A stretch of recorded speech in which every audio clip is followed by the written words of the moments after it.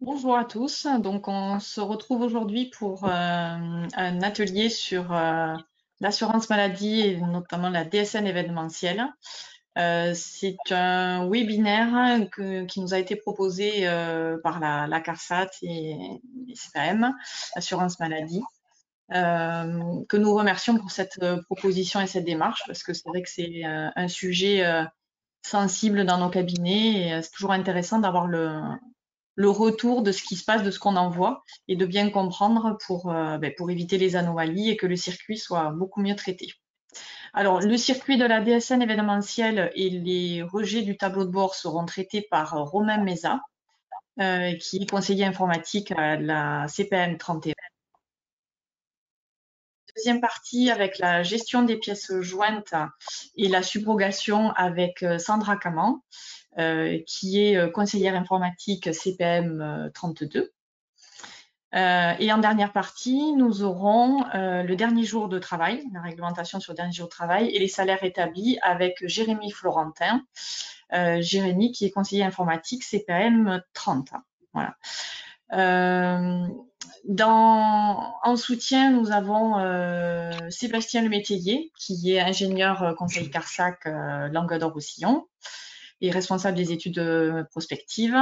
Nous avons Pierre Lajournade, délégué à la stratégie entreprise CPM 66, référent manager également.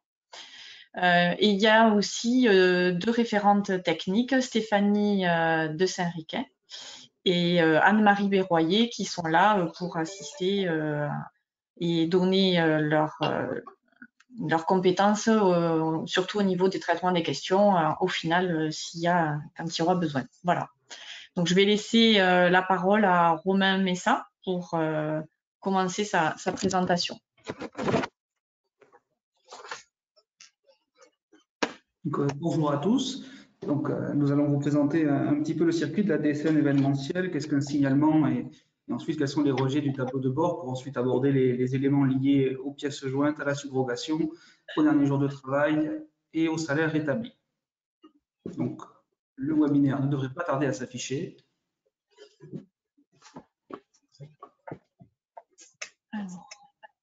Est-ce que vous le voyez? Non. J'ai oublié de dire que le... Alors, 2 secondes.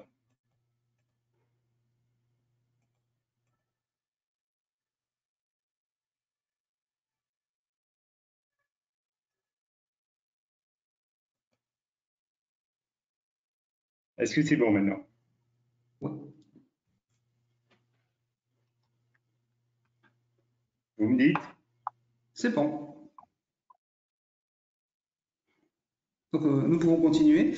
Donc, sur les deux slides suivantes que nous avons présentées déjà sur le programme et l'objet du webinaire.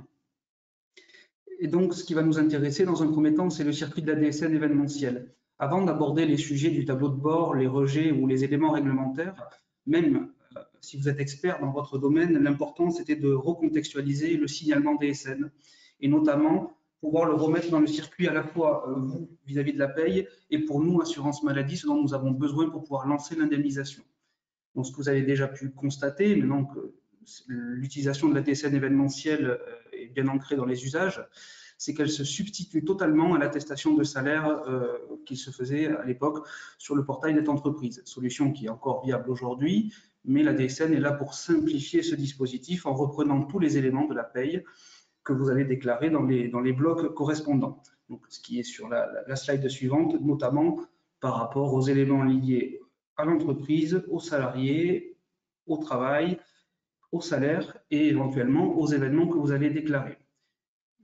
Nous voulions parler de ces éléments-là pour vous donner une information que peu de personnes ont, c'est que l'assurance maladie n'a pas accès au contenu de l'intégralité de vos DSN mensuels pour des raisons de sécurité de données, étant donné qu'elles contiennent un très grand nombre d'informations. Pour rester sur des éléments qui nous concernent à nous seulement, assurance maladie, nous n'avons pas accès au contenu de vos DSN mensuels. C'est pourquoi vos signalements d'événements sont particulièrement importants, puisqu'ils vont aller chercher les données dont nous avons besoin dans ce que vous avez déclaré précédemment.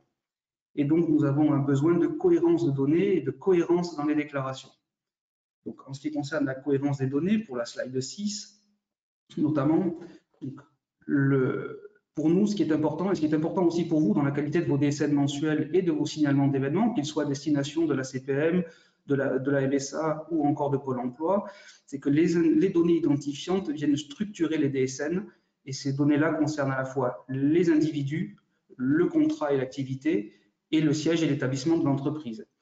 Tous ces éléments-là sont des éléments identifiants qui structurent l'ensemble de vos déclarations. Quel que soit le type de déclaration que vous effectuiez, quelle que soit l'information que vous souhaitez nous transmettre par le biais d'une DSN, toutes ces informations-là font l'objet d'un contrôle. Donc, nous sommes sur des éléments qui sont structurants et qui vont produire certaines contraintes vis-à-vis de l'assurance maladie et pour vous en tant que déclarant, c'est-à-dire que si l'entreprise ne fait pas la subrogation en tant que déclarant, et je vous confirme que l'obligation porte pour le déclarant et non pas pour l'entreprise, vous devez nous signaler un événement dans les 5 jours ouvrés qui suivent ce dernier. Donc, tout changement d'information dans les éléments identifiants doit aussi faire l'objet d'un bloc changement, que ce soit des changements liés à l'individu ou aux éléments du contrat, numéro de contrat, date d'embauche, statut, etc. Tous ces éléments-là doivent concorder dans le temps et doivent faire l'objet d'un chaînage au long de vos déclarations. La perte d'historique, la problématique liée aux informations que vous déclarez et à leur continuité dans le temps est la première cause d'anomalie dans la transmission des DSN événementiels. Et donc ce qui nous permet de basculer directement sur les rejets du tableau de bord. Donc, lorsque vous faites un signalement d'événement, le signalement d'événement, contrairement à ce que l'on pourrait penser, ne s'appuie pas sur un simple dépôt de fichier pour lequel il y aurait un compte rendu métier. Non, il y a réellement trois phases que vous ne pouvez pas essentiellement identifier via le tableau de bord net entreprise, mais que vous pouvez arriver à départager lorsque vous traitez votre dossier, le tableau de bord et éventuellement le compte rendu métier. C'est que premièrement, vous avez une phase informatique, vous avez ensuite une phase de contrôle des données que vous avez déclarées, les données que nous avons vues précédemment, et ensuite il y a une phase d'analyse effectuée au niveau de l'assurance maladie pour pouvoir lancer ou non l'indemnisation. Une particularité, c'est seulement lors du 3e niveau de contrôle que nous, assurance maladie, nous avons connaissance de votre déclaration et de votre signalement. À aucun moment, s'il y a une problématique sur la phase 1 ou la phase 2, nous ne pouvons voir l'information, nous ne pouvons avoir l'information. Donc, il est très important de pouvoir suivre vos rejets sur le tableau de bord. Donc, l'idée de ce webinaire et ce qui a été décidé avec l'ordre, c'était de vous fournir un résumé, pas nécessairement exhaustif, mais en tout cas des comptes rendus métiers les plus souvent rencontrés, liés aux phases 1 et aux phases 2. Et ensuite, de vous donner les éléments réglementaires pour éviter les rejets en phase 3, donc notamment sur le dernier jour de travail, la subrogation ou les salaires établis. Donc, pour ce qui est du contrôle du rejet au niveau phase 1, donc le contrôle de rejet informatique, qui est la slide, correspond par rapport à ces éléments-là, il s'agit d'un simple contrôle du contenant et non pas du contenu. Vous allez déposer votre fichier DSN au format DSN qui a été établi par votre éditeur de logiciel, qui correspond à la norme qui est demandée par le groupement d'intérêt public qui gère la norme sociale. Le contrôle qui est effectué à ce moment-là est un simple contrôle de fichier informatique. Encore une fois, on ne contrôle que le contenant et absolument pas le contenu. Donc, certains contrôles de cohérence sont effectués, mais ce sont seulement des paramètres informatiques. Le fait que vous ayez réussi à faire un dépôt vous dédouane seulement de la qualité informatique du fichier que vous avez déposé. Le fichier peut être conforme, mais ne va pas forcément donner lieu à une rematérialisation d'attestation de salaire. Ce qui permet ensuite de basculer sur la phase 2. Une fois que vous avez ce contrôle informatique qui a été réussi, que votre fichier correspond à ce qui est attendu, c'est à ce moment-là que l'ensemble des données que nous avons vues précédemment, l'identité de l'individu, son activité, son contrat, l'entreprise, tous ces éléments-là vont être vérifiés. Et cela va se départager en ce que nous appelons assurance maladie, chose que vous ne voyez pas. Donc, préférez vous donner l'appellation informatique, quand vous pourriez être confronté à ces éléments-là. Une anomalie de ce qu'on appelle le bloc 1 ou l'anomalie du bloc 3.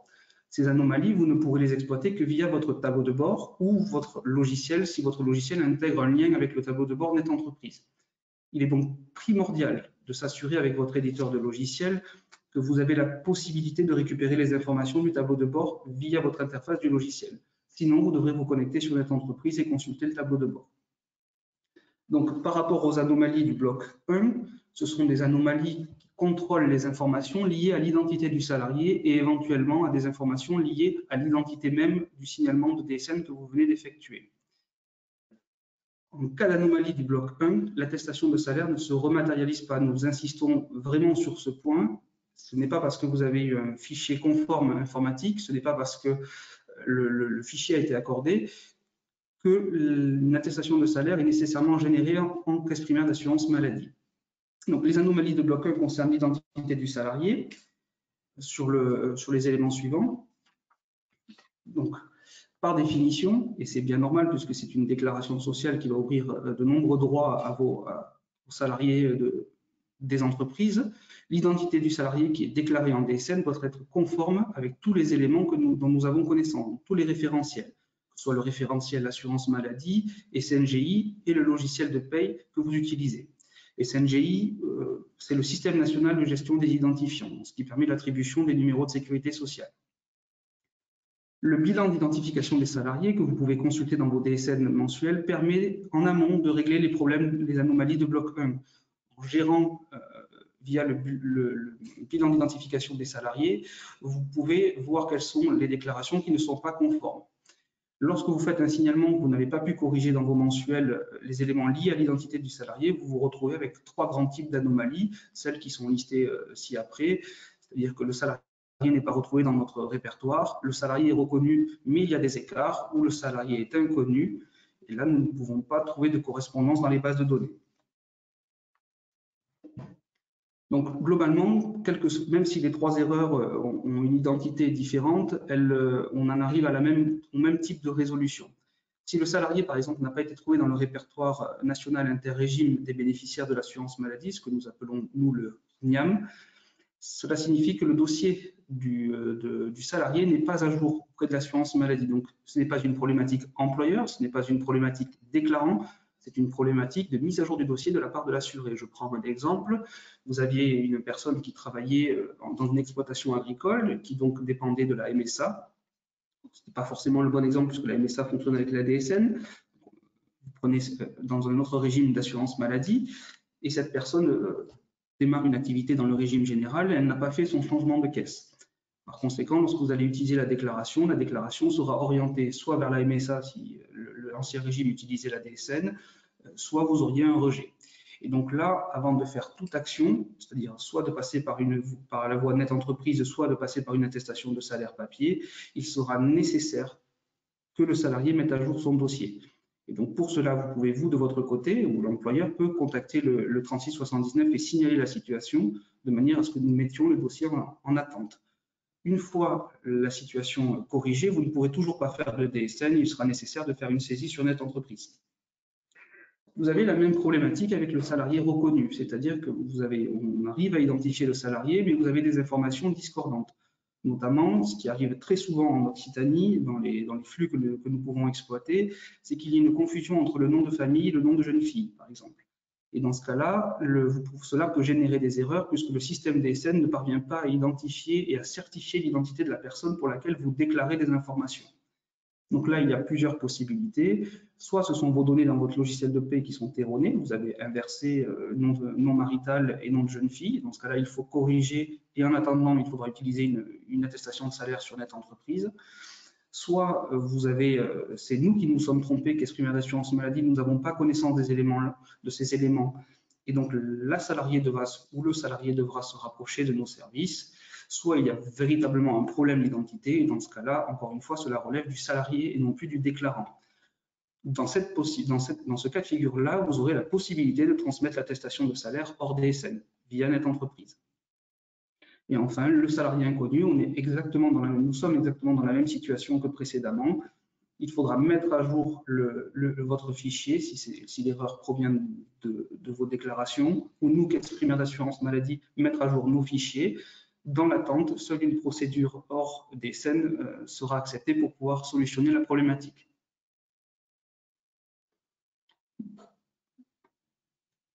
Donc, Ensuite, il y a quelques cas de figure assez particuliers. Nous avons voulu les aborder car c'était une question qui avait été émise par l'ordre. C'était notamment sur les problématiques de signalement annule et remplace, donc les fameuses attestations de salaire rectificatives sur cette entreprise avant que la DSN n'existe. Et donc, vous vous retrouvez avec une erreur annule et remplace ou annule sans normal préalable.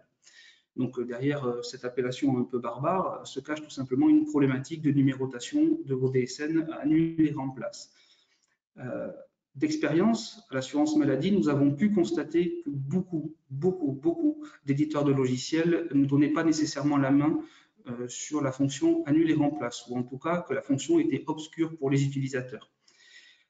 La fonction des attestations de salaire annule et remplace est extrêmement codifiée en DSN. C'est pour éviter un envoi massif, c'est pour éviter un grand nombre d'erreurs et de revenir constamment sur des données déclarées.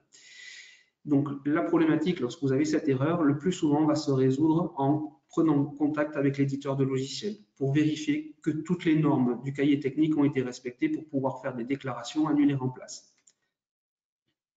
Donc, ce qu'on peut voir sur ce que l'on peut voir d'ailleurs sur la slide suivante, ce sont tous les points nécessaires pour qu'un signalement annule et remplace fonctionne. Vous devez avoir une unicité du signalement d'événement. Il faut prendre en compte le lien entre le déclarant et le déclaré, c'est-à-dire que la personne qui peut déclarer une annule et remplace doit être la personne qui a fait la première attestation de salaire. Il faut vérifier que le type de signalement pour lequel vous souhaitez effectuer une annule et remplace peut faire l'objet d'une annule et remplace, et qu'ensuite tous les éléments déclarés dans l'annule et remplace correspondent aux premiers éléments déclarés en termes d'identification, que ce soit le salarié, le SIRET, etc., correspondent au premier signalement. Ce sont tous ces éléments-là, on vous les a listés, il est inutile d'y revenir longuement dessus, mais vous pouvez le présenter à votre éditeur de logiciel en cas de difficulté.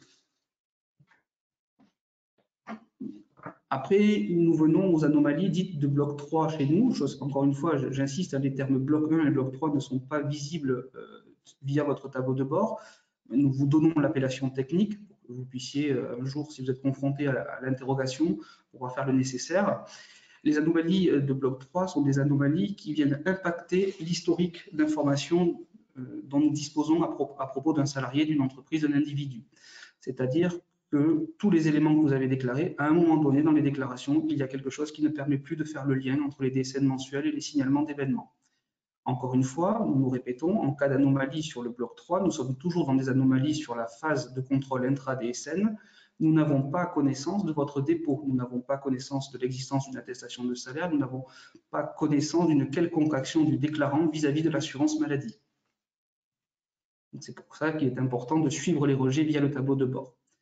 Donc, généralement, les comptes rendus métiers liés à l'historique manquant touchent à tout ce qui est historique, justement, tout ce qui est anomalie lors de la reconstitution par rapport à un historique manquant très particulier et identifié sur un mois, sur un numéro de contrat, sur une constitution de DSIJ pour laquelle il manque une DSN mensuelle sur le mois d'avant et pour laquelle on pourrait mettre en attente le signalement, et ensuite l'ensemble des historiques DSN par rapport aux éléments, que ce soit la date d'embauche, le numéro de contrat, le statut du salarié, le numéro de sécurité sociale, le nom, le prénom en cas d'évolution, mariage, divorce, etc.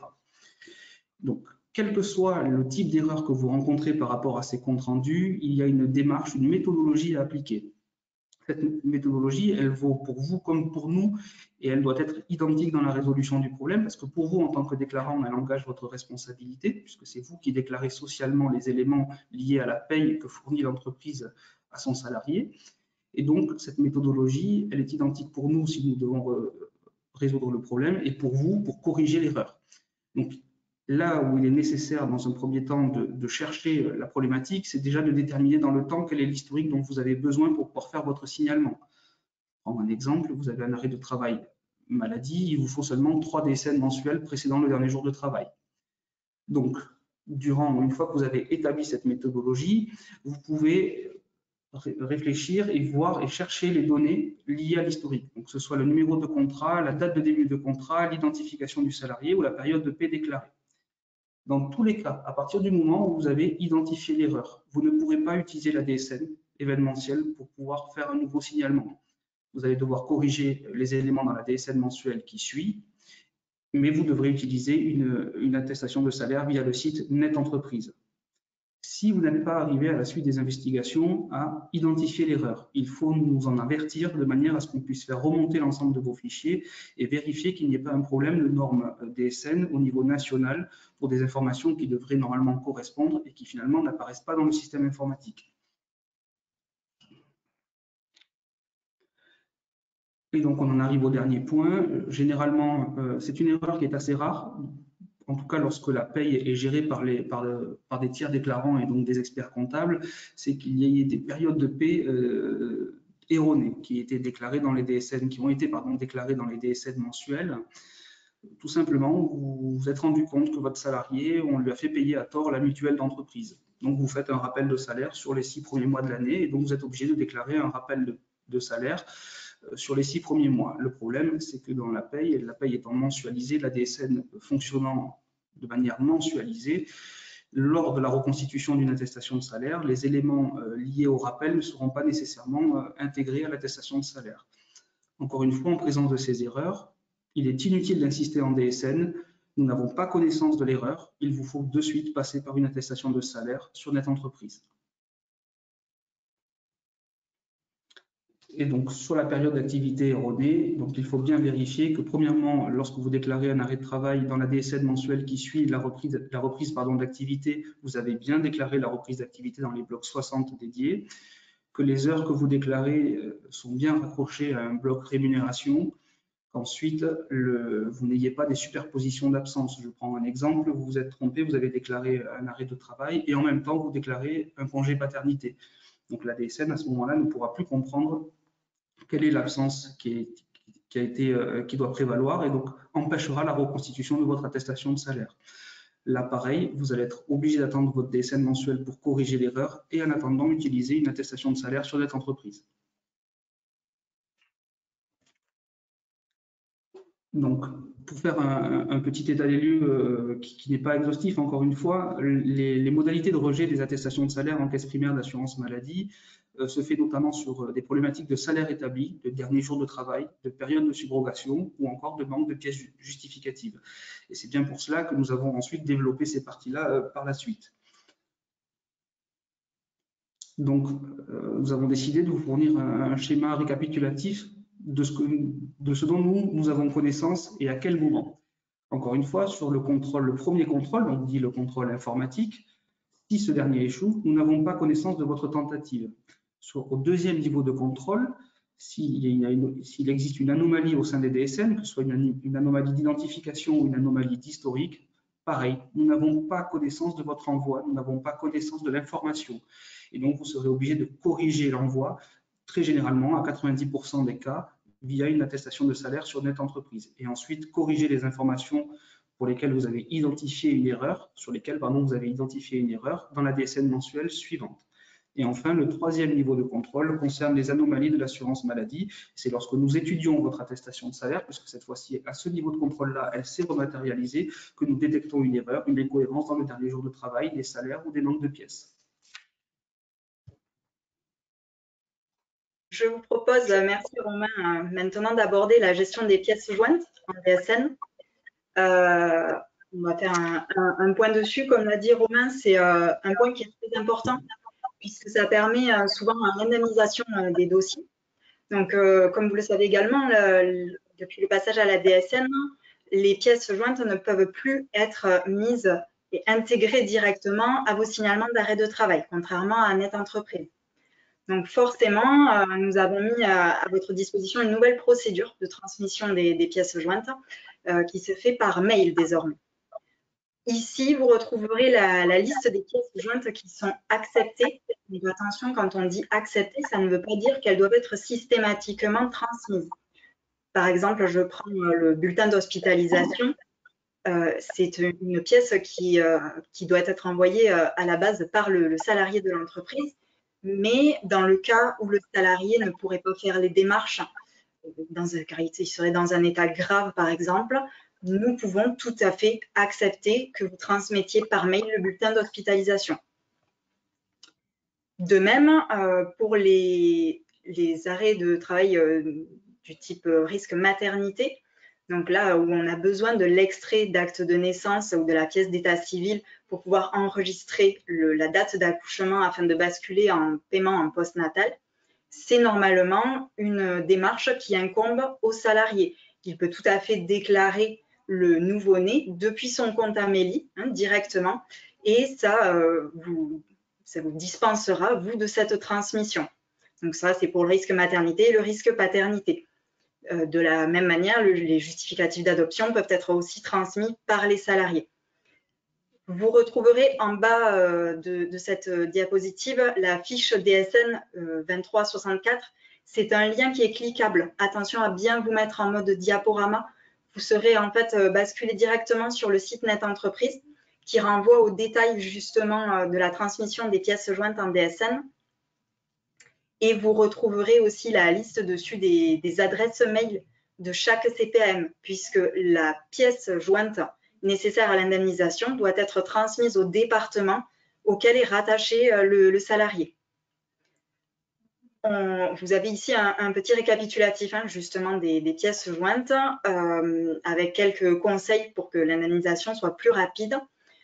On n'évoque pas les RIB ici, puisque depuis le passage en DSN, il n'est plus nécessaire de transmettre les RIB. Ils sont directement paramétrés dans votre logiciel et il peut cependant y avoir des demandes de certaines CPAM qui vous réclameraient le RIB. À ce moment-là, il doit être bien entendu transmis et il sera enregistré avant de déclencher le paiement des indemnités journalières. On préconise ici l'envoi par mail avant de faire votre signalement en DSN. Pourquoi? Tout simplement pour réduire les délais de traitement. Vous avez une précision également en bas sur l'hospitalisation où on vous indique que vous devez envoyer le bulletin, comme on disait tout à l'heure, si vraiment dans les cas particuliers, qu'on ne peut pas accepter également les volets 3 des certificats médicaux. Ils ne comportent pas les raisons médicales de l'arrêt, donc ils ne sont pas recevables. Également, par mail, on n'accepte pas les volets 1 et 2. Ils doivent vraiment être transmis par le salarié par courrier.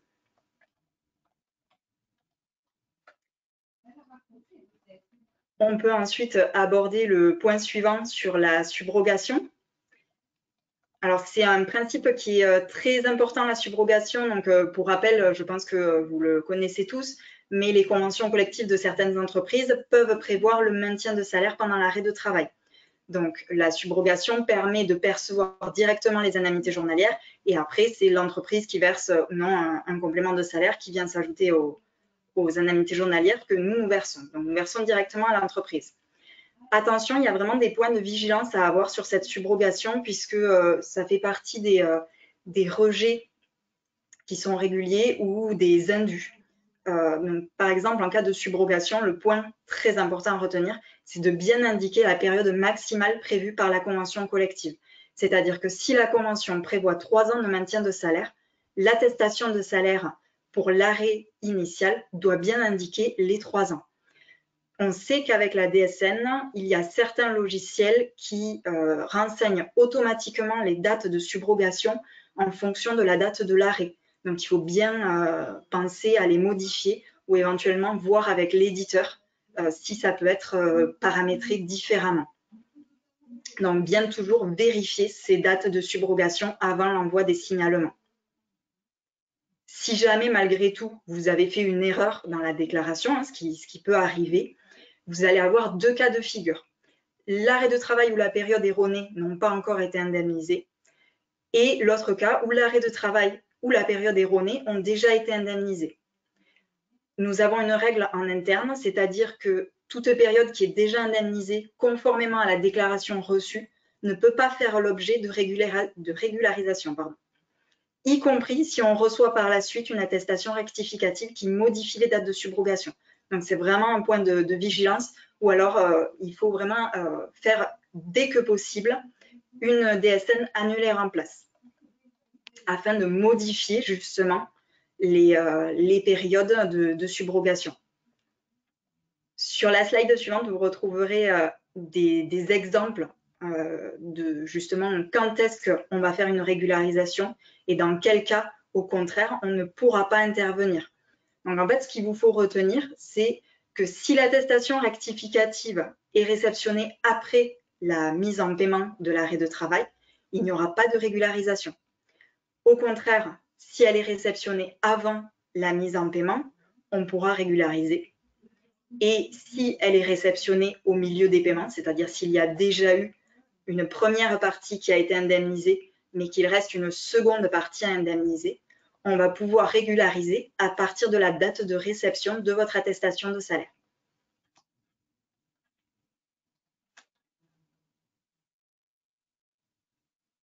Je cède la place à mon collègue, Monsieur Florençon Jérémy.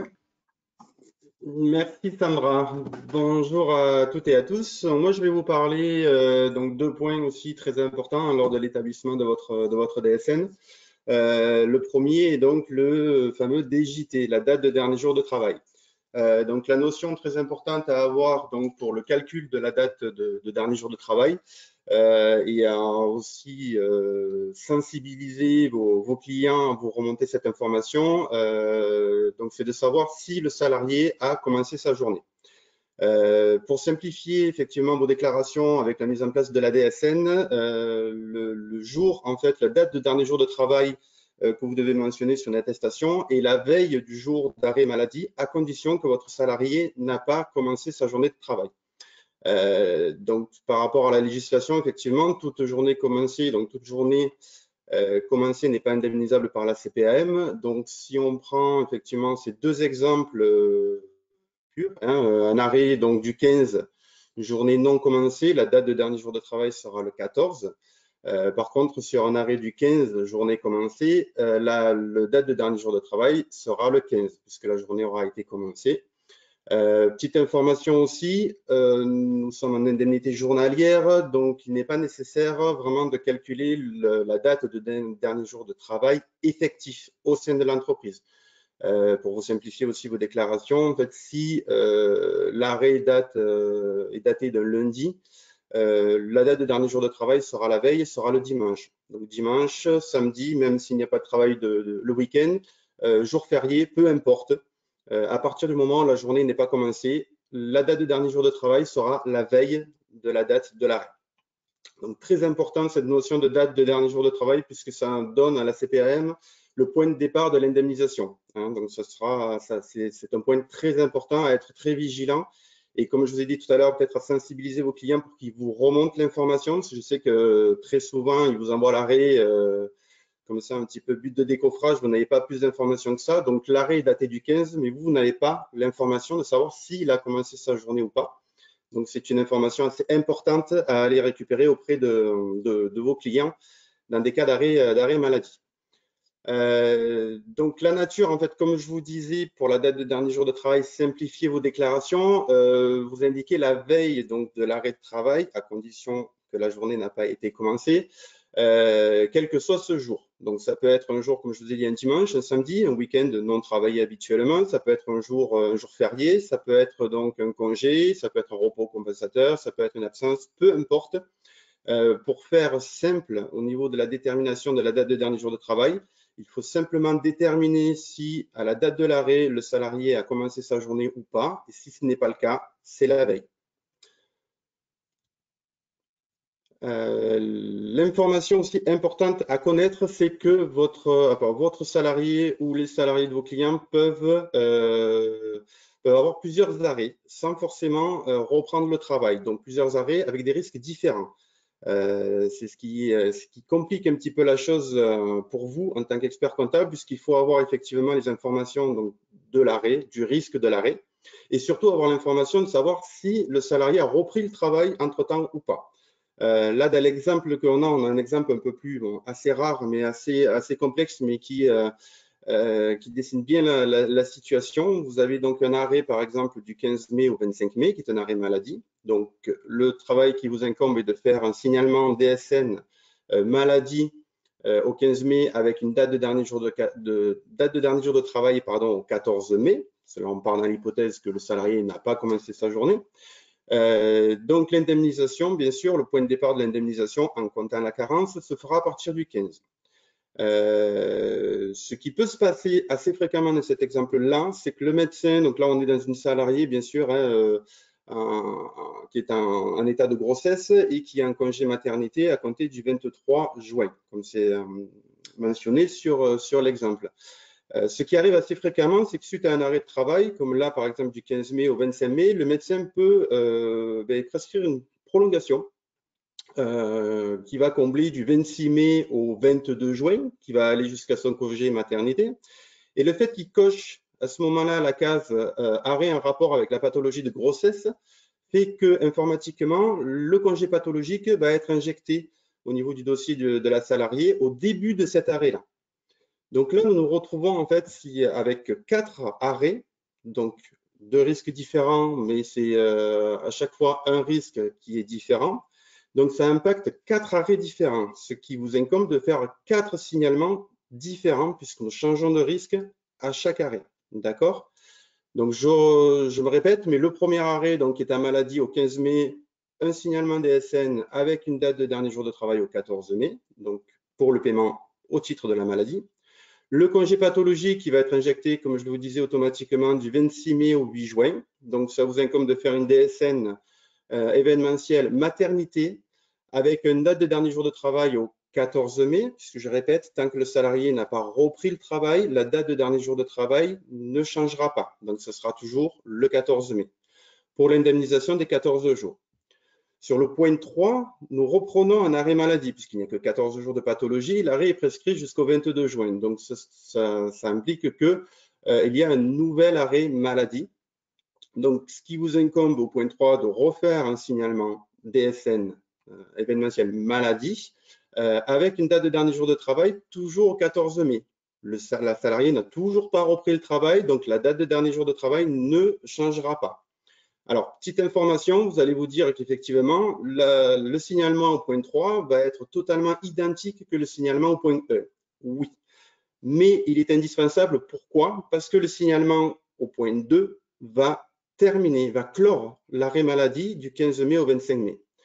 Il va y avoir un nouvel arrêt sur un risque différent. On va revenir de nouveau sur un arrêt maladie au 9 juin et là, le service va attendre une attestation pour savoir, avoir les dates de subrogation, savoir si la salariée a repris ou pas le travail. Donc, vous êtes obligé de refaire un signalement, même si pour vous, il sera totalement identique au point E. Le fait de faire donc ce signalement au point 3 en maladie va indemniser donc le salarié jusqu'au 22 juin et à compter du congé maternité, il vous incombe aussi de refaire, si vous le voulez, une DSN au titre de la maternité qui effectivement sera dans ce cas-là la même qu'au point 2, je suis d'accord, mais comme elle a été, comme il y a eu un arrêt maladie entre les deux, la CPAM attend une attestation, une DSN de votre part au titre de la maternité pour le paiement des indemnités sur le congé maternité. Petit point aussi à savoir et à prendre en considération, parce que j'ai souvent la question, dans ce cas de figure, même si la salariée ne reprend pas le travail sur toute cette période-là, il y aura 2 périodes de carence imputées sur les indemnités. Le cas particulier d'un arrêt de travail pendant une période de congé, ça aussi c'est peut-être pas très, ça arrive peut-être pas très souvent, mais ça arrive. Un salarié peut présenter un arrêt de travail pendant sa période de congé. Donc là, c'est qu'il faut garder à l'esprit sur le DJT, comme je vous disais tout à l'heure. Alors j'utilise le mot DJT, hein, date de dernier jour de travail. Là où il faut être donc vigilant, c'est que la date de dernier jour de travail sera soit la veille, soit le jour même si la journée est commencée. Sur une période de congé, bien entendu, la journée de travail ne sera pas commencée, donc la date de dernier jour de travail sera la veille de l'arrêt et non pas la veille des congés. Sur un exemple tout bête, si vous avez un salarié qui est en congé du 1er au 31 mai, il dépose un arrêt de travail à compter du 15 mai. Donc, comme je vous disais, en congé, il n'aura pas attaqué sa journée. La date de dernier jour de travail sera le 14 mai et non pas le 30 avril. Voilà, faites attention, ça aussi, c'est un motif de rejet où, voilà, vu que le salarié n'est plus dans l'entreprise, on fait vite le rapport sur la date de dernier jour de travail effectif. Ce n'est plus le cas. Je me répète, hein, samedi, dimanche, jour de congé, peu importe, ce sera toujours la veille de l'arrêt à condition qu'il n'a pas commencé sa journée. Deuxième point dans ce cas de figure, faire le point avec l'entreprise sur les accords ou les conventions d'entreprise Tu peux juste revenir, Pierre, s'il te plaît, sur la slide d'avant, voilà, sur les accords ou les conventions d'entreprise pour l'indemnisation. Donc, ce qu'il faut savoir, c'est que les indemnités journalières peuvent se cumuler avec les congés payés, les indemnités de congés payés, pardon. Mais en fonction des accords ou des conventions, comme je vous disais, elles peuvent se substituer aux congés. Voilà, donc l'entreprise peut aussi, suivant les accords, repousser les congés et être uniquement donc en arrêt maladie avec indemnisation et éventuellement, dans ce cas de figure, le complément de salaire. Voilà.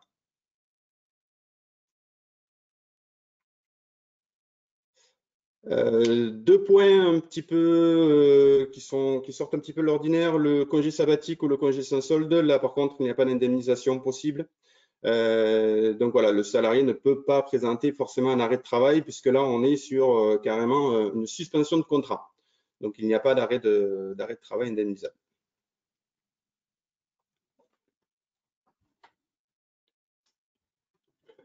Alors, sur les absences non autorisées ou injustifiées, toutes ces absences-là dont vous n'êtes pas forcément ou au courant ou d'accord, rentrent dans le terme ou dans le cadre plutôt où votre salarié est quand même encore sous votre subordination ou sous la subordination de votre client, de son employeur. Donc, la date de dernier jour de travail ne changera pas, ce sera toujours la veille de l'arrêt, puisque dans ce cas-là, comme pendant les congés, il n'aura pas attaqué sa journée. Donc, ça restera toujours la veille de l'arrêt de travail et non pas la veille de son absence non autorisée ou de sa mise à pied, etc. Si le salarié est absent du 1er au 5 mai et que le 6 mai, vous recevez un avis d'arrêt de travail, la date de dernier jour de travail sera le 5, quel que soit son état actif ou pas au sein de l'entreprise ce jour-là. Donc, voilà. Un petit mot sur la visite médicale qui doit être prise sur un jour travaillé. Donc là, on est dans l'exemple d'un arrêt longue maladie du 1er avril 2020 au 14 juin 2021. Il est assez important là de pouvoir organiser au préalable assez tôt cette visite-là pour qu'elle se fasse vraiment sur le jour de reprise. Je vais vous expliquer après pourquoi. Donc, on est sur une visite médicale au 15 juin, qui est donc la date de reprise, un nouveau jour travaillé.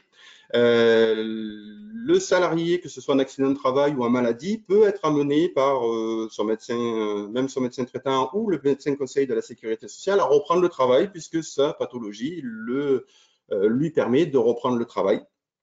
Mais sous réserve que le médecin du travail, lui, puisse donner son autorisation. Le médecin conseil peut donner une autorisation de reprise de travail, mais par contre, le médecin du travail va prendre en compte la pénibilité ou les conditions de travail. Donc à ce moment-là, lui peut dire non, je ne suis pas d'accord, ou peut dire oui, mais sous certaines conditions. Et à partir de là, donc il y a une triangularisation entre le salarié, le médecin du travail et l'employeur pour trouver les meilleures conditions sur sa reprise de travail, ou tout simplement donner un avis défavorable à la reprise de travail, ce qui replonge l'assuré en arrêt maladie. Ce dernier va aller voir son médecin qui va lui prescrire, donc là, dans ces cas-là, deux cas de figure sur le médecin par rapport auquel il va tomber. Il va prescrire soit un initial parce qu'effectivement, il a déjà repris le travail, soit il va prescrire une prolongation parce que c'est dans la continuité de sa pathologie. Vous, ce qu'il faut que vous ayez à l'esprit pour la date de dernier jour de travail, comme je vous ai stipulé tout à l'heure, c'est qu'à partir du moment où le salarié reprend le travail, l'arrêt est terminé. On est sur un nouvel arrêt avec une nouvelle date d'un jour de travail, puisque là, dans cet exemple-là, le 15 juin a été travaillé. Donc, à vous, par contre, il vous incombe de faire une DSN événementielle au titre de la maladie, avec une date de dernier jour de travail qui sera au 15 juin. Attention, non plus au 31 mars 2020, puisqu'on est sur un nouvel arrêt, même si on est dans la continuité, donc du même dossier, de même pathologie, etc., on est quand même sur un nouvel arrêt. Donc, nouveau signalement, pardon, et donc nouveau DJT avec nouveau calcul d'ouverture de droit, nouveau calcul de salaire, d'indemnité journalière et tout ce qui s'ensuit, bien évidemment. Alors, en cas de doute sur la reprise, comme je vous disais, il est nécessaire de sensibiliser vos employeurs si vous en avez si vous avez le cas et la possibilité à ce qu'ils, voilà, en amont, assez en avance, organisent donc un rendez-vous avec la médecine du travail. pour vraiment appréhender et préparer au mieux la reprise de travail de certains salariés en fonction de leur pathologie, de leur travail, des conditions de travail, etc. Voilà, donc à quoi sert la visite de pré-reprise? C'est de pouvoir, comme je vous disais, reprendre dans de bonnes conditions, éventuellement sur un temps allégé ou sur un travail allégé. Tout ça sera statué par le médecin du travail en fonction de l'employeur.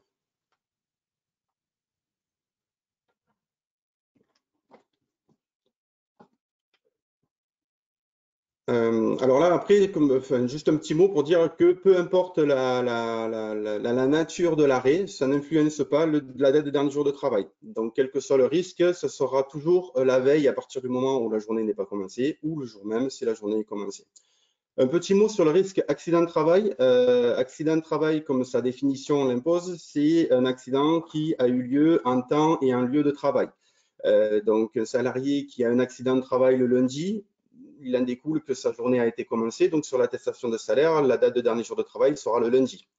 Petite subtilité pour les accidents de trajet. La législation est un petit peu différente sur ça. Sur les accidents de trajet, en fait, l'accident de trajet est considéré comme un accident de travail en temps de travail. Donc, on est sur un accident de trajet, mais un salarié qui a un accident de trajet le matin en allant à l'entreprise est considéré dans son temps de travail. Donc, la subtilité à bien faire attention, c'est qu'effectivement, le salarié n'a pas commencé sa journée à proprement dit, puisqu'il n'a pas encore mis les pieds dans l'entreprise. Mais par contre, au niveau de la législation accident de trajet, il a commencé quand même sa journée puisqu'il se rendait sur son lieu de travail. Donc, si un salarié a un accident de voiture le lundi matin, en allant travailler, même s'il n'a pas encore atteint l'entreprise, la date de dernier jour de travail sur l'attestation de salaire sera le lundi.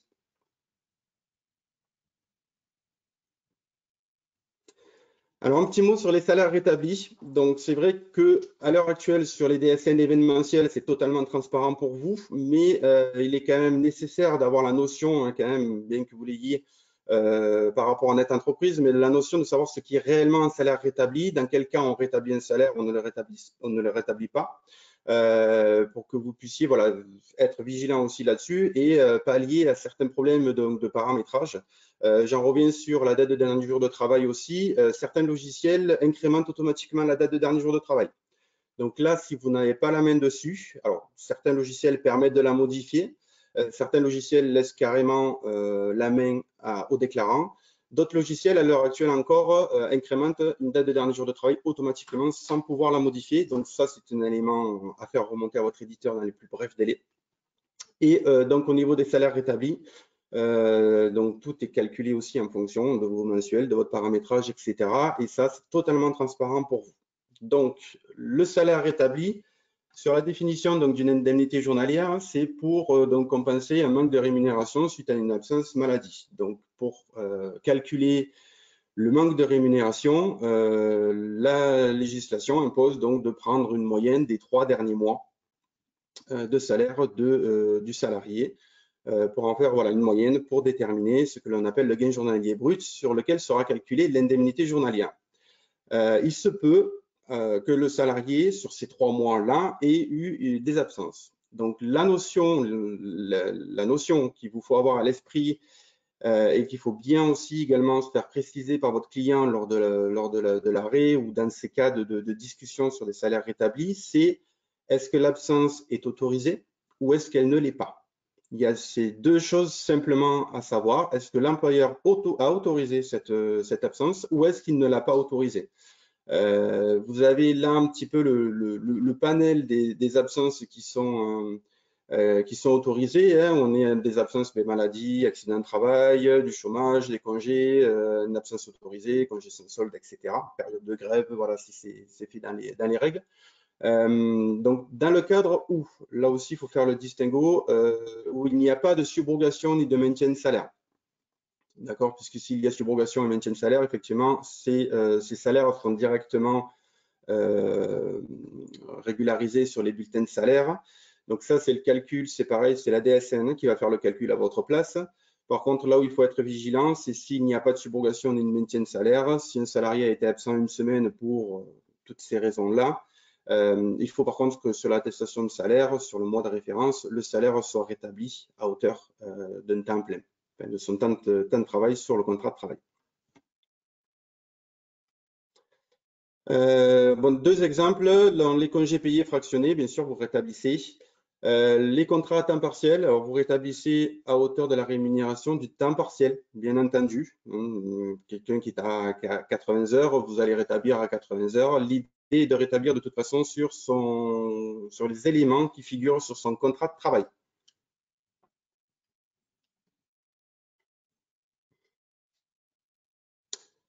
Ce qui peut ne pas être rétabli, ce sont les absences injustifiées, hein, bien entendu. Hein, l'employé qui ne vient pas travailler sans justifier son absence, sans donner de raison valable, l'employeur n'est pas à même à rétablir le salaire. Les mises à pied, la journée de solidarité.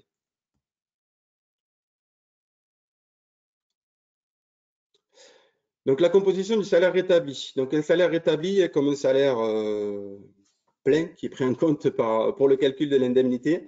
Il se compose de la totalité des rémunérations soumises à cotisation. D'accord? On est bien sur un brut soumis à cotisation pendant le mois de référence. On peut éventuellement ajouter des rémunérations qui auraient pu être donc perçues si ces rémunérations-là figurent sur son contrat de travail. On peut prendre les exemples, voilà, sur quelqu'un qui va être en absence donc pendant une semaine, 15 jours, peu importe. Sur le salaire rétabli, il va être indiqué le brut soumis à cotisation. Les heures supplémentaires, par exemple, ne vont pas être rétablies, sauf si elles sont mentionnées sur son contrat de travail. D'accord? Il y a beaucoup de contrats de travail qui sont sur du 35 heures avec 4 heures d'heures supplémentaires. Bien entendu, là, vous pouvez rétablir le salaire à 39 heures, à 35 plus 4 supplémentaires, comme c'est indiqué sur son contrat. Il faut faire attention aussi sur les primes qui sont soumises au présentiel. Je pense aux primes sur objectif, toutes ces primes-là qui vont avoir un impact sur le travail en lui-même. Là, par contre, on ne peut pas extrapoler, on ne peut pas savoir ce que le salarié va faire, s'il va être amené à faire des heures supplémentaires ou pas, quel quota il va faire, où il va être, s'il est en déplacement ou pas. Donc ça, par contre, ça ne peut pas être rétabli au niveau des salaires. Donc on exclut par contre du calcul tout ce qui donc n'est pas soumis à cotisation, bien entendu. Et donc le montant des avantages en nature, ça rejoint un peu ce que je disais sur les primes, etc. Donc le salaire établi, en fait, c'est pas plus compliqué que cette opération-là. Voilà, c'est le salaire brut que le salarié a soumis, plus la perte du salaire brut du fait d'une absence autorisée, quelle qu'elle soit. Et on est sur un salaire établi. Alors, point de vigilance, effectivement, donc comme je vous disais, il faut vérifier, avoir peut-être une vérification de votre logiciel, puisque là, vous travaillez par contre en aveugle, vous n'avez pas accès aux salaires qui sont générés auprès de la caisse primaire. Donc, à vérifier les modalités de calcul avec votre éditeur pour être sûr qu'il n'y ait pas de problématique de rétablissement de salaire, en sachant que ça représente quand même 35% des erreurs en Occitanie. Prise en compte du rétablissement des DSN mensuels. Alors là, c'est un petit mot en fait pour dire que les absences qui sont régularisées sur le mois d'après restent à rétablir sur le mois d'après, comme par exemple une absence sur le mois de février, fin février, où vous en avez connaissance un petit peu tard, vous n'avez pas la possibilité de faire donc la régule sur le bulletin de salaire. Voilà, ça sera fait sur le bulletin de mars, donc c'est le salaire de mars qui sera régularisé sur l'attestation. Voilà. Voilà, je vous remercie.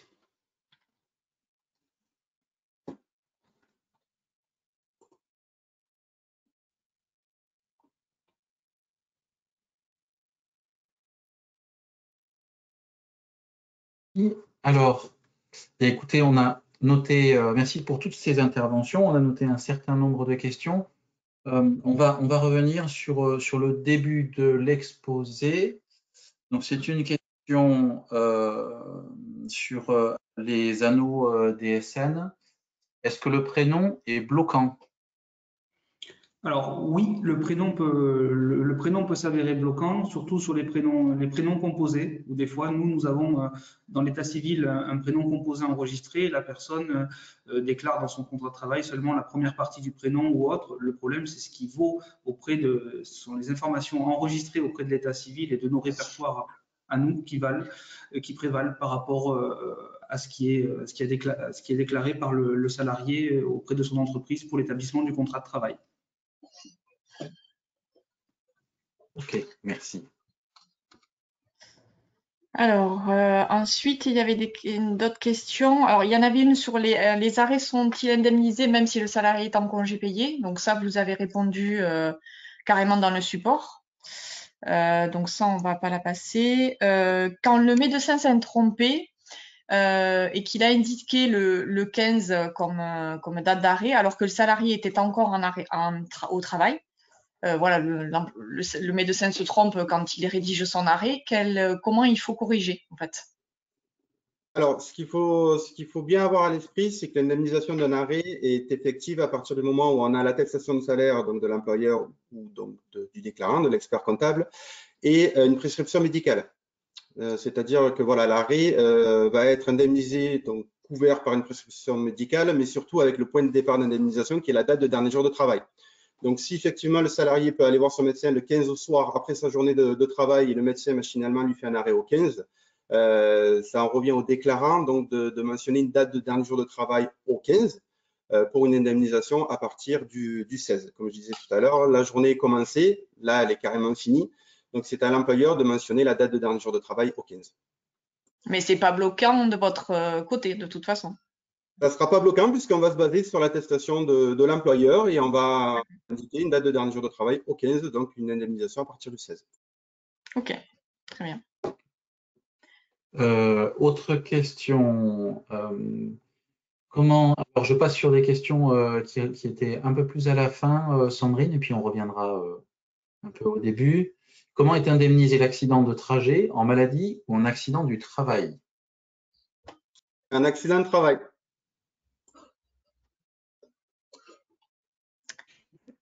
À condition qu'il soit reconnu, bien sûr, en accident du trajet. Oui, tout à fait. Enfin, un accident du travail.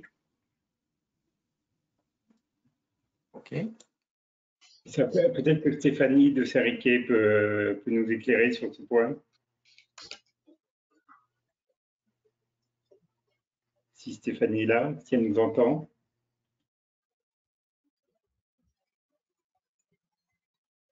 Apparemment, elle nous entend pas. Mais je confirme bien, hein, l'accident de trajet, c'est un accident de travail après instruction du service accident de travail. Ce qu'il faut savoir, voilà, c'est à condition qu'il soit pris en charge, comme dit Sandra, elle a totalement raison. Mais la législation indemnisation, accident de travail, accident de trajet, maladie professionnelle est la même. Après, il y a une question sur les salaires rétablis. Dans les entreprises du bâtiment, quand le salarié est présent, il a droit à une indemnité panier, trajet. Elles sont variables du coup en fonction de l'endroit où il travaille. Donc ça veut dire que quand le salarié est absent et qu'on doit reconstituer son salaire, comment fait-on pour reconstituer ces indemnités de trajet? Est-ce qu'elles doivent être reconstituées ou est-ce qu'on fait une moyenne? Voilà, quels sont les… Non, comme j'ai dit tout à l'heure sur la présentation, on n'extrapole pas. On a un contrat de travail sur lequel effectivement le salarié aurait dû toucher tant puisque c'est mentionné sur son contrat de travail. Il peut y avoir des primes mentionnées sur son contrat de travail, donc c'est fixe, c'est ferme. Et effectivement, on peut rétablir le salaire dans ces conditions-là. Par contre, à partir du moment où c'est, comme je disais, une prime sur objectif, des avantages en nature, de trajet, de déplacement, de repas à l'extérieur, on ne peut pas savoir si vraiment il aurait été à l'extérieur, il aurait pu y avoir n'importe quoi, une urgence, il aurait pu rester sur site, etc.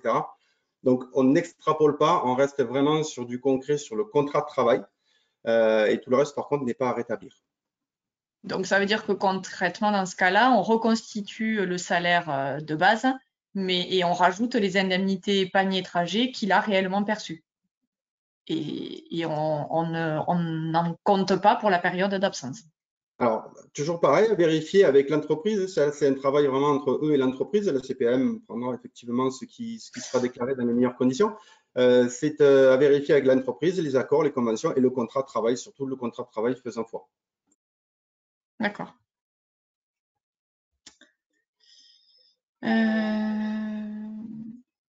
Alors, il y avait une question sur une personne en activité partielle. Donc, je vous lis le cas. Hein. Nous avons un cas d'un congé maternité faisant suite à une activité partielle liée au Covid. Et là, la personne, en fait, dit que les droits ont été supprimés et que le dossier est bloqué. Alors, par rapport à alors le problème, c'est que si le dossier est concret, je prends la demande. L'activité partielle, quand vous parlez d'activité partielle, nous sommes d'accord que vous parlez de chômage partiel. Oui, oui, c'est ça. Oui. Donc, par rapport au chômage partiel, selon le dispositif et selon à quel moment a eu lieu l'arrêt de travail, le chômage partiel est assimilé à une activité pour nous. Donc, on peut faire une ouverture, on peut potentiellement, j'insiste sur le potentiellement, faire une ouverture de droit en termes d'heures, puisqu'il faut 150 heures sur les 3 derniers mois, dans le cas général, pour pouvoir ouvrir des droits aux indemnités journalières, maladie ou maternité. Le chômage partiel peut faire l'objet d'une assimilation en termes d'heures. La problématique qui se pose sur un cas aussi concret, c'est que sans savoir comment a été effectué le chômage partiel, sans savoir s'il correspondait à une fermeture Covid, sans savoir quel était le contrat de travail de la salariée, c'est de pouvoir se prononcer. Maintenant, j'invite cette personne à se rapprocher de sa caisse ou à contacter le 3679 pour faire le point sur les modalités de déclaration. Puisqu'il y a eu une subtilité qui s'est produite pendant le Covid, c'est que lorsque vous avez fait des signalements d'événements d'arrêt de travail intégrant dans la période de référence de l'activité partielle, chez nous, nous n'avons pas l'information de l'activité partielle, nous avons seulement un motif d'absence autorisée.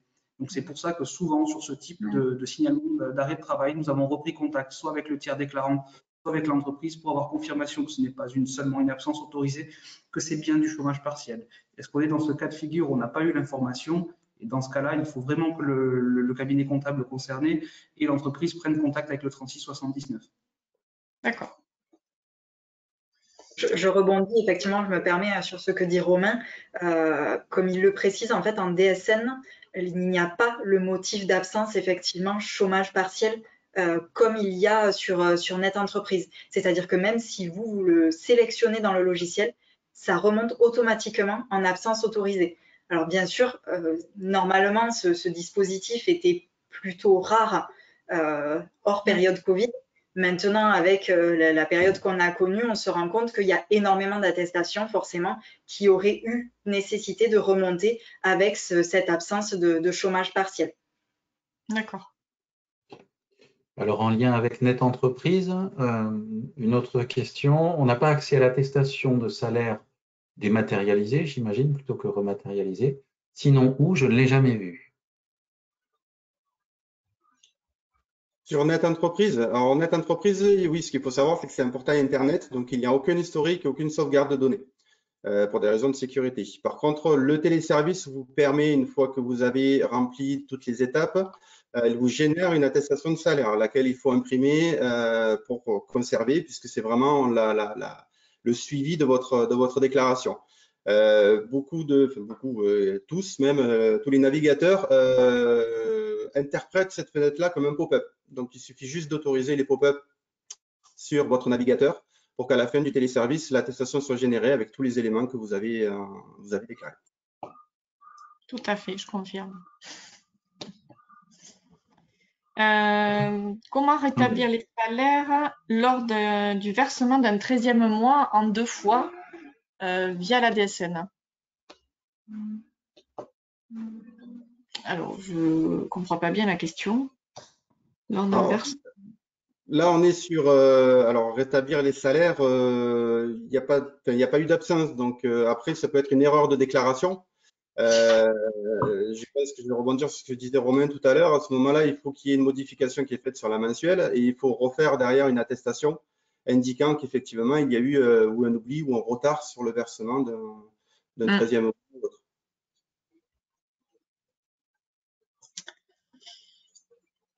Je continue, Sébastien? Pardon, oui, Sandrine. Oui. Alors, donc c'est une question liée aux arrêts de travail. Donc, un salarié en arrêt de travail depuis longtemps et jusqu'au 30 avril 2021 est informé qu'il bénéficie d'une pension d'invalidité à compter du 20 mars 2021. Il vient aussi de nous transmettre un nouvel arrêt jusqu'au 31 juillet 2021. Comment est-il possible qu'il soit en arrêt de travail alors qu'il bénéficie d'une pension d'invalidité a priori pour le même motif? Est-ce que, voilà, quid des IJ, est-ce que son dossier va être retraité après? Voilà. La personne a ce cas-là actuellement. Pardon, nous sommes sur une zone un peu sensible par rapport au passage en invalidité. Il faut savoir qu'à partir du moment où une affection a été individualisée, on a droit à 3 ans d'indemnité journalière. Au-delà, soit l'État est considéré comme guéri, dans ce cas-là, l'arrêt de travail n'est plus indemnisé, et j'insiste sur la notion de n'est plus indemnisé, soit le service médical estime que la personne a perdu les 2/3 de sa capacité de gain au travail, et dans ce cas-là peut bénéficier d'une pension d'invalidité. La pension d'invalidité, elle va se gérer avec la médecine du travail sur l'aménagement du temps de travail. Ça ne regarde plus la CPM. Nous accordons pas la pension d'invalidité. Nous cessons l'indemnisation à partir du moment où il y a une mise en invalidité pour une pathologie définie. Rien n'empêche, malheureusement, à ce que la personne, une fois que l'invalidité a été déclarée, de déclarer une nouvelle pathologie. Et dans ce cas-là, c'est au médecin conseil de faire le distinguo entre cette pathologie et la précédente. Et dans ce cas-là, il y aura un nouvel arrêt de travail avec un nouveau délai de 3 ans qui peut courir si nous sommes dans le cadre d'une longue pathologie. La problématique qui peut se poser, c'est celle qui, je pense, est soulevée, c'est que la personne a eu sa pension d'invalidité et continue à fournir des prolongations. Le problème, c'est que la prolongation justifie l'absence auprès de l'employeur. Nous, en revanche, si on est toujours dans le cadre de la même pathologie qui a impliqué l'invalidité, qui est venue donner droit à la pension d'invalidité, nous allons cesser le paiement des indemnités journalières. On est dans une zone où le salarié peut justifier de son absence auprès de l'employeur, mais nous n'allons pas indemniser. D'accord.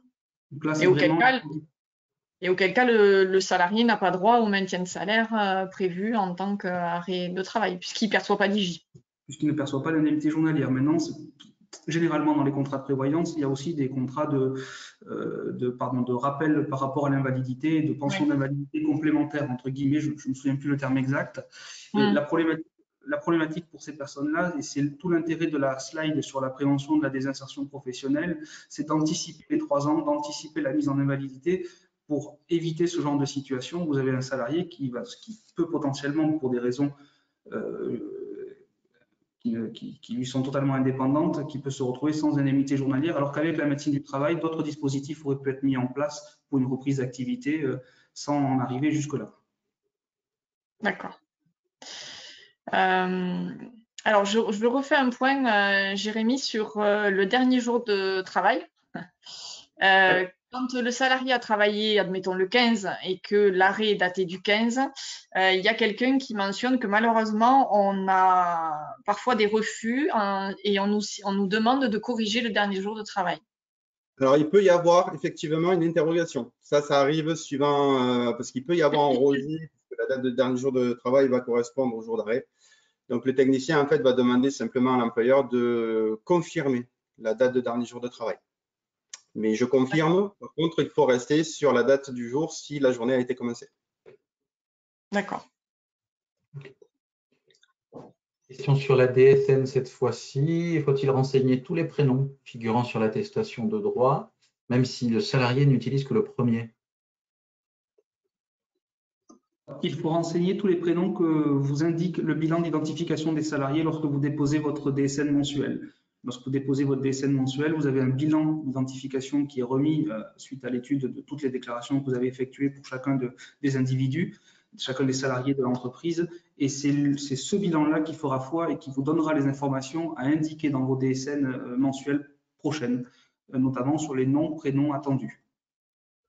Sachant qu'encore une fois, il peut aussi y avoir des problématiques de confusion avec des homonymies, ce genre de choses, et donc aussi de vous assurer de votre côté de la bonne identité du salarié, notamment avec une copie du passeport ou une copie de la pièce d'identité, et pas seulement l'attestation de droit.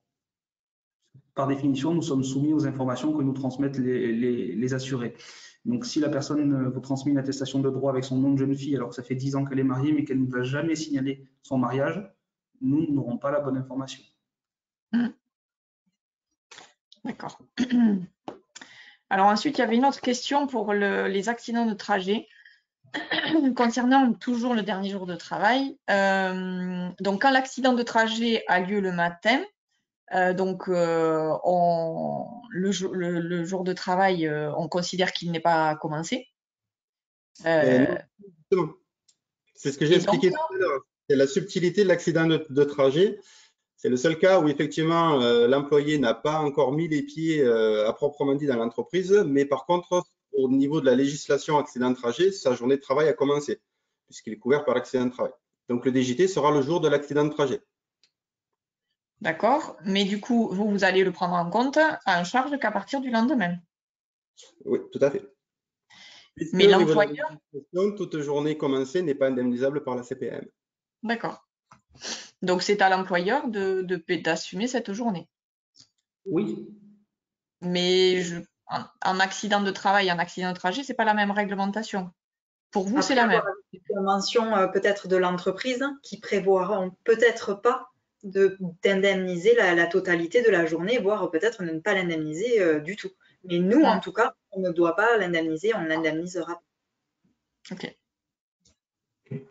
Alors, ben, toujours justement, dans l'accident du trajet, l'accident de trajet est-il soumis à la carence? Non, pas de jour de carence en AT. AT, trajet et maladie professionnelle, j'insiste, les trois ont la même législation.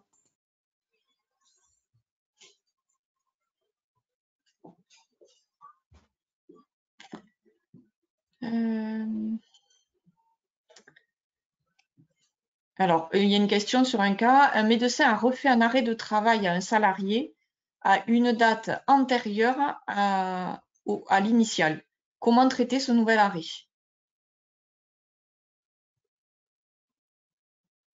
Donc, on ne peut pas faire d'annulé remplace non plus, puisque c'est sur une période où on n'a pas fait de déclaration.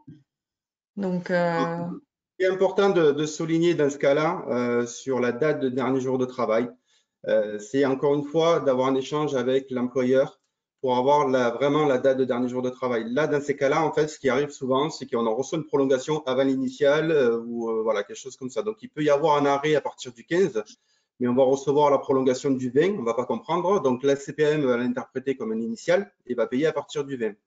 Donc là, après, dans ce cas de figure-là, c'est si vous avez donc un initial à compter du 15, ce qu'il est bon de faire en amont, c'est lorsque vous avez un arrêt du 20, c'est d'être sûr que l'employeur vous communique la bonne date, la dernière date de travail, en fait.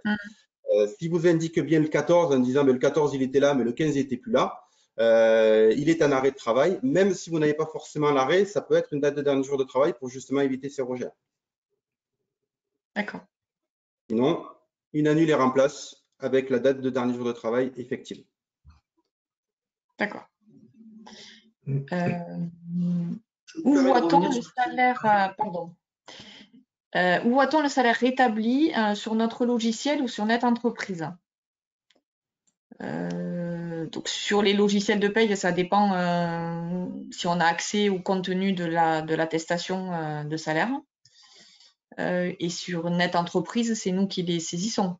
Donc là, on le voit directement. Mais après, vous, sur le logiciel, vous pouvez pas, enfin, si vous pouvez indiquer où on les voit, c'est pas... Ça dépend du logiciel. Vous ne pourrez pas forcément les voir sur les logiciels durant la saisie de l'arrêt, c'est du paramétrage souvent. C'est souvent du paramétrage et d'un point de vue strictement technique, si on s'en réfère au cahier technique de la DSN, dans votre logiciel, lorsqu'il découpe le fichier DSN en blocs, les éléments sont dans le bloc 51. Donc après, vous avez une sous-partie qui concerne la déclaration avec une période et le type de rémunération déclarée et le type de rémunération. Vous pouvez choisir salaire établi et c'est ce qui va correspondre dans le fichier. Mais là, on est dans le fichier que vous déposez, donc le fichier un peu illisible que vous déposez. Là, c'est vraiment un travail de coordination avec votre éditeur de logiciel à effectuer pour voir comment fonctionne, comment a été intégré le cahier technique de la DSN dans le logiciel. D'accord. Sur Net Entreprise, je confirme, vous avez deux étapes pour les salaires. Donc, la première étape qui sont sur les salaires bruts perçus et la deuxième étape qui concerne les salaires reconstitués, les salaires établis. Ensuite, il y en avait une, c'était une précision par rapport à la question que j'ai posée tout à l'heure pour les salaires rétablis. Donc en fait, l'entreprise paye le 13e mois en 2 fois, une partie en juin, une partie en fin d'année, en novembre. Et en fait, le salarié est malade en juillet. Donc on prend les salaires établis du mois précédent. Donc par rapport à juin, le fait qu'il y ait une partie du 13e mois, est-ce que pour vous, ça a une incidence ou vous le traitez tel quel? Alors, il ne faut pas faire l'amalgame entre les salaires. Ah, pardon, excuse-moi. Il ne faut pas faire l'amalgame entre les salaires perçus et les salaires rétablis. Le salaire rétabli, c'est parce qu'il y a eu une absence dans le mois de référence. Donc, on rétablit le salaire sur un salaire brut qui figure sur son contrat de travail. Le 13e mois en maladie est englobé dans le salaire. Donc, s'il y a un 13e mois au mois de juin, il faut le mentionner dans le salaire de son brut soumis à cotisation. D'accord, donc ces IJ seront majorés de cette partie de 13e mois qu'il a perçu là. S'il avait été malade janvier-février, en avril avec janvier-février-mars, il n'y aurait pas eu de 13e mois dedans. C'est ça, exactement. Sachant qu'au niveau de l'accident de travail, il faut proratiser les primes par contre, ces fameuses primes.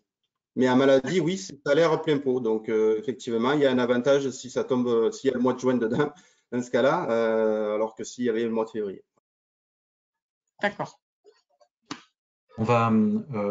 Sandrine, on va passer encore 2 questions et puis on répondra aux autres questions éventuellement par écrit si nécessaire.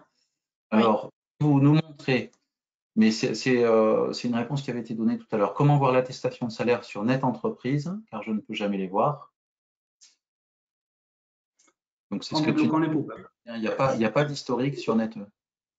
Non, en fait, c'est que la personne doit avoir dans ses paramétrages de sa liaison, enfin de son routeur Internet Explorer, que ça bloque les pages pop-up. Et donc, du coup, la page quand on valide l'attestation, la page qui s'affiche et qui nous présente l'attestation, elle doit être bloquée par les paramétrages Internet. Donc, c'est vraiment lié au lancement de la page Internet sur l'ordinateur, quoi. Ok, c'est du paramétrage local. Oui. Alors, pour être plus simple, si vous voulez le faire d'ores et déjà, vous pouvez faire remplir une attestation, aller jusqu'à l'étape 8, ne pas la télétransmettre. Vous pouvez faire un exemple, par exemple. Et à l'étape 8, lorsque on vous donne la possibilité d'inscrire oui pour la signature numérique, là, vous devez avoir un message sur votre navigateur directement qui vous permet d'un simple clic de débloquer les pop-ups sur le site Net Entreprise.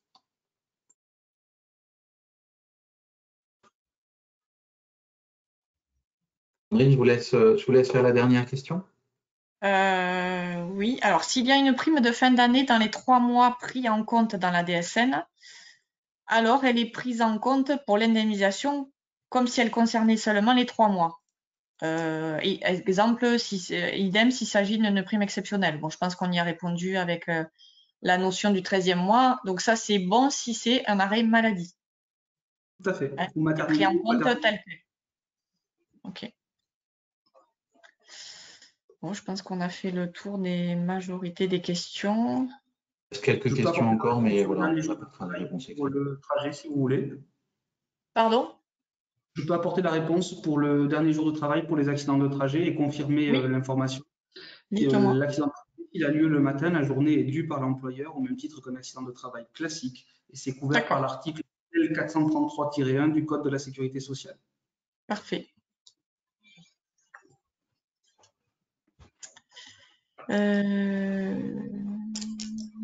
Bon, après les autres, il reste 2-3 questions. On les renverra par écrit, c'est ça, Sébastien? Oui, on fera ça. Oui. D'accord. On verra avec les intervenants et les organisateurs. Oui. Ok. Bon, mais très bien. Merci pour toutes ces réponses, hein, Sandra, Jérémy et Romain.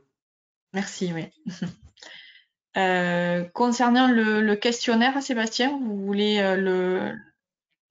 il sera diffusé après à chaque participant pour l'évaluation du webinaire?